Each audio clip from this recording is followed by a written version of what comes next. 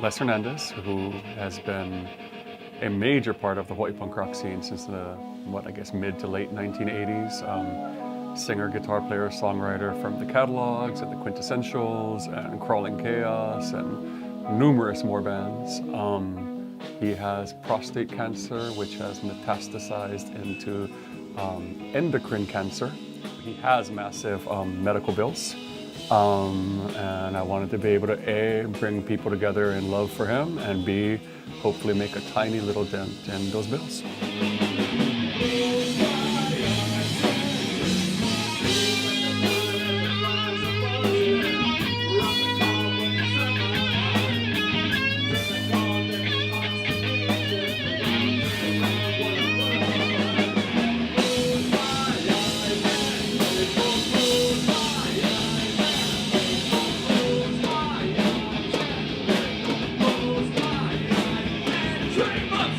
It was the debut of my band. It was our first show ever. We're called Devil Kine Music. And I think we did well because my band is awesome. I'm the weakest link. My band is awesome.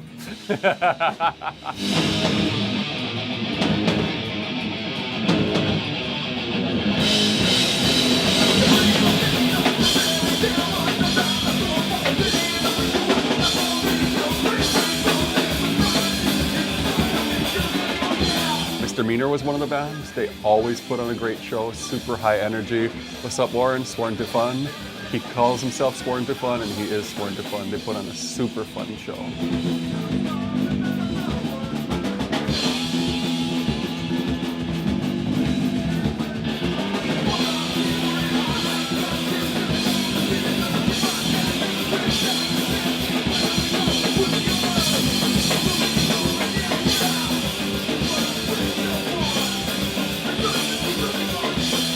After that was Knumbskulls. It was their first show in about 3 years.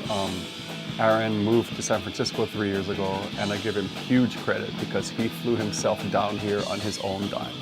He paid every penny of himself coming back just to do the show, just out of love for Les. So I think they did exceptionally well, and they always put on a great show.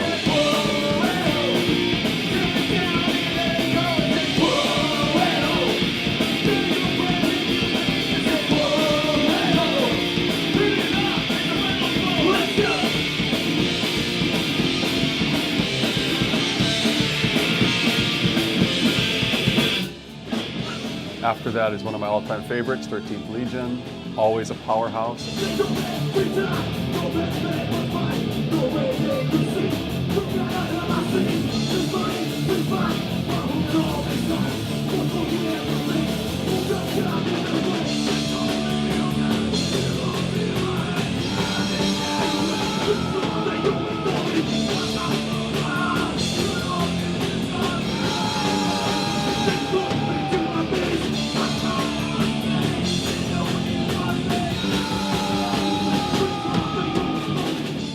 Last band of the night was Rats. Rats is one of my new favorites. I'm in love with that band. They always put on a great show. For a long time, it was just Nick singing and playing guitar. Now that he's no longer playing guitar, they brought in this guy, Evan, who's a great guitar player.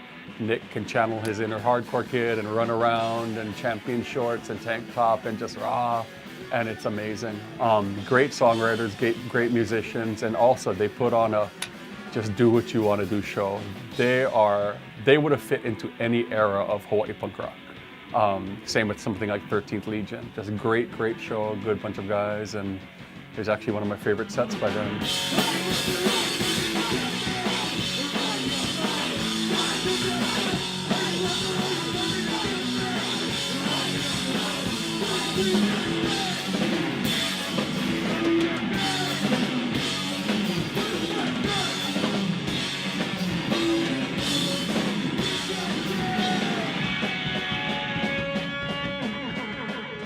But I did kind of lose my voice because you made me scream, Nick. Oh well, life goes on.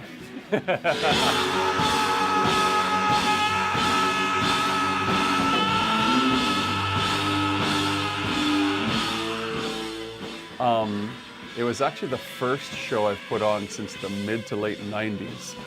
And I was surprised by how much things have changed in this last couple of decades. Everything. Well, I want to say one thing up front.